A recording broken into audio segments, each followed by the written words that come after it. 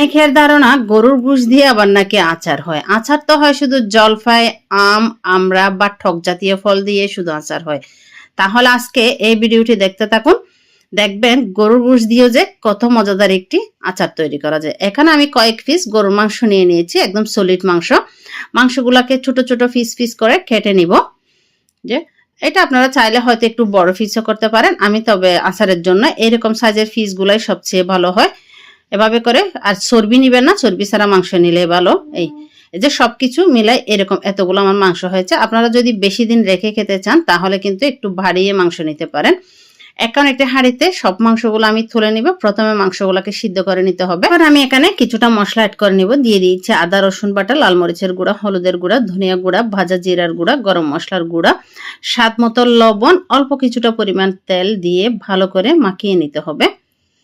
আমি সরিষার তেল ব্যবহার করছি, এক্ষেত্রে কিন্তু আপনারা চাইলে রান্নার তেল ব্যবহার করতে পারেন, তবে আচার যেহেতু সরিষার তেল ব্যবহার করাটাই খুব ভালো।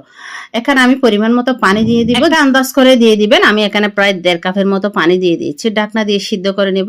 এই যে কিছুক্ষণ সিদ্ধর পর পানিটা একটু টেনে এসেছে। এখন আমি একটি মশলা তৈরি করে নিব। দিয়ে দিয়েছি 5 ফোড়ন, কয়েকটা শুকনো মরিচ বা জিরা, ধনিয়া আর কিছুটা কালো সরিষা। হালকা একটু ভেজে নিতে হবে যাতে করে মশলাটা পুড়ে না যায়। আমার মশলাটা হয়ে গেছে, এটা আমি এখন গুঁড়া করে নিব। তো এই যে মাংসটাও কিন্তু ভালো শুকিয়ে এসেছে। আমি এরকম একটু মাখো মাখো করে মাংসটা রান্না করতে চেয়েছিলাম, খুব সুন্দর রান্না হয়ে গেছে। এটা এখন নামিয়ে নিব। আরেকটি প্যানের মধ্যে আমি কিছুটা পরিমাণ সরিষার তেলের উপরে তেজপাতা, লবঙ্গ, এলাচ দিয়ে দিয়েছি। যে মাংসটা রান্না করে রেখেছিলাম সেই মাংসটা এখন দিয়ে দিব সরিষার তেলের ভিতরে। চুলার আঁচটা মিডিয়ামে রেখে এই রান্নাটা করে নিতে হবে। মাংসটা একদম যাতে একটু মুচমুচে হয়ে আসে ততক্ষণ পর্যন্ত এভাবে রান্না করতে হবে। তবে চুলার আঁচ একদম বাড়ানো যাবে না। দিয়ে দিয়েছি গোটা রসুন। রসুনটাও দেখবেন এই 1 মিনিটের মধ্যে কিন্তু একদম নরম হয়ে যাবে। এখন আমি এখানে অ্যাড করে দিব এই যে তেঁতুলের ভিজিয়ে রেখেছিলাম তেঁতুল, এখান থেকে পাল্পগুলো তুলে এখানে দিয়ে দিয়েছি। যেহেতু আচার একটু টক না হলে কি ভালো লাগে। এই গরু মাংসের আচার রেসিপিটি যদি আপনাদের ভালো লাগে থাকে, রেসিপিতে একটি লাইক, কমেন্ট, শেয়ার করে অন্যদের দেখার সুযোগ করে দিবেন। কে কোথায় থেকে ভিডিওটি দেখছেন অবশ্যই জানাতে ভুলবেন না। নিত্য নতুন রেসিপি পেতে চাইলে আমার পেজটি ফলো দিয়ে সাথে থাকতে পারেন।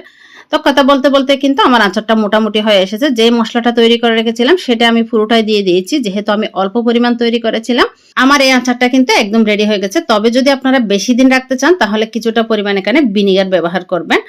তো এই যে এখন যখন একটা কাঁচের বয়মে রেখে উপরে একদম ডুবো তেলে রেখে দিতে হবে। আচারটা অনেক দিন পর্যন্ত ভালো থাকবে। তাহলে যে কোনো সময় যদি এই গরম গরম ভাতের সাথে শুধু অল্প কিছুটা পরিমাণ গোশের আচার হলে আর কিছুই লাগবে না আমার মনে হয়। তো যদি রেসিপিটি আপনাদের ভালো লেগে থাকে টাইমলাইনে শেয়ার করে রেখে দিবেন, হয়তো কোনোদিন কাজে আসতে পারে। অনেক সুন্দর সিদ্ধ হয়েছে মাংসগুলো। মতো বিদায় নিচ্ছি, দেখা হবে অন্য আরেকটি ভিডিওতে। আল্লাহ হাফেজ।